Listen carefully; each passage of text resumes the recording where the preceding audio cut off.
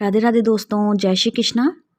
आज हम कार्तिक मास के अध्याय 9 की कथा के बारे में सुनेंगे और हमारे चैनल पर बाकी कार्तिक माह की 8 कथाएं पीछे सुना दी गई है, तो आप लोग उसे ज़रूर सुनिएगा।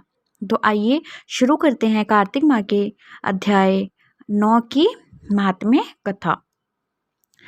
राजा पृथु ने कहा, हे मुनिश्रेष्ठ नारद जी, आपने कार्तिक माह के व्रत में जो तुलसी की जड़ में भगवान विष्णु का निवास बताकर उस स्थान की मिट्टी की पूजा करना बतलाया है, अतः मैं श्री तुलसी जी के महात्म्य को सुनना चाहता हूँ।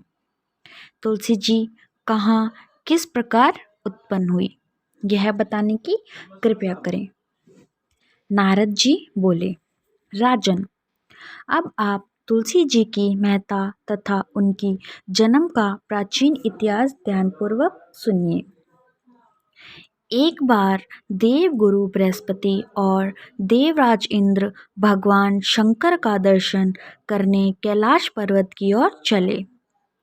तब भगवान शंकर ने अपने भक्तों की परीक्षा लेने के लिए जटाधारी दिगंबर का रूप धारण कर उन दोनों के मार्ग में अवरोध उत्पन्न किया। यद्यपि वह तेजस्वी, शांत, लंबी भुजा और चौड़ी छाती वाले गौर वर्ण अपने विशाल नेत्रों से युक्त तथा सिर पर जटा धारण किए वैसे ही बैठे थे, तथापि उन भगवान शंकर को न पहचान कर इंद्र ने उनसे उनका नाम व धाम आदि पूछते हुए कहा कि क्या भगवान शंकर अपने स्थान पर हैं या कहीं गए हुए हैं।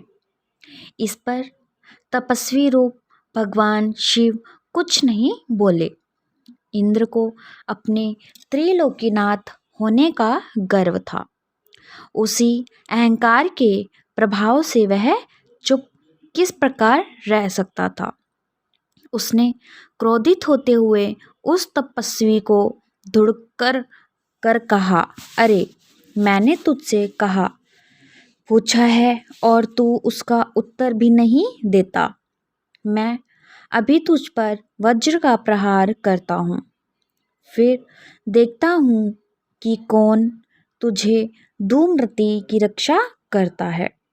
इस प्रकार कहकर जैसे ही इंद्र ने उस जटाधारी दिगंबर को मारने के लिए हाथ में वज्र लिया, वैसे ही भगवान शिव ने वज्र सहित इंद्र का हाथ स्तंभित कर दिया और विकराल नेत्र कर उसे देखा। उस समय ऐसा प्रतीत हो रहा था कि वह दिगंबर प्रज्वलित हो उठा है और वह अपने तेज से जला देगा। भुजाएं स्तंभित होने के कारण इंद्र दुखित होने के साथ साथ अत्यंत कुपित भी हो गए, परंतु उस जटाधारी दिगंबर को प्रज्वलित देखकर बृहस्पति जी ने उन्हें भगवान शंकर जानकर प्रणाम किया और दंडवत होकर उनकी स्तुति करने लगे।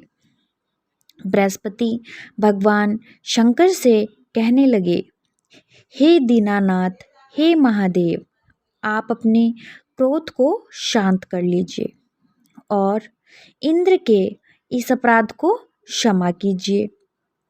बृहस्पति के यह वचन सुनकर भगवान शंकर ने गंभीर वाणी में कहा, मैं अपने नेत्रों से निकाले हुए क्रोध को किस प्रकार रोकूं। तब बृहस्पति ने कहा, भगवान, आप अपना भक्तवत्सल नाम सार्थक करते हुए अपने भक्तों पर दया कीजिए।